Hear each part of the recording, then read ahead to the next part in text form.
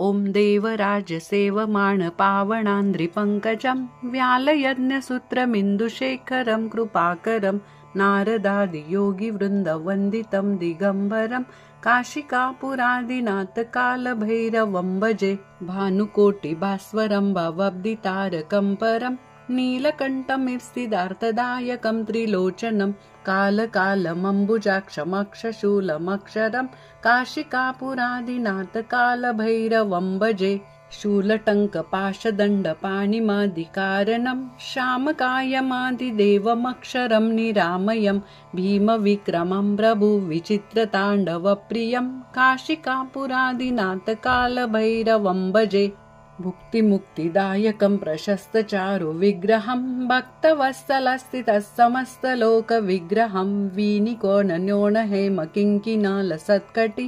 काशिकापुरादिनाथकालभैरवं भजे धर्मसेतुपालकम् अधर्ममार्गनाशकं कर्मपाशमोचकं सुशर्मदायकं विभुं स्वर्णवर्णशेषपाशशोभिताङ्गमण्डलं काशिकापुरादिनाथकालभैरवं भजे रत्नपादुकाप्रभामिरामपादुयुग्मकं नित्यमद्वितीयमिष्टदैवतं निरञ्जनं मृत्युदर्पनाशनं करालदृष्टमोक्षणं काशिकापुरादिनाथकालभैरवं भजे अट्टहासभिन्नपद्मजाण्डकोशसन्तति दृष्टिपातनष्टपापजालमुग्नशासनम् अष्टसिद्धिदायकं कपालमालिकन्दरं काशिकापुरादिनाथकालभैरवं भजे भूतसङ्गनायकं विशालकीर्तिदायकं काशिकावासलोकपुण्यपापशोधकं विभुं नीतिमार्गकोविदं पुरातनं जगत्पति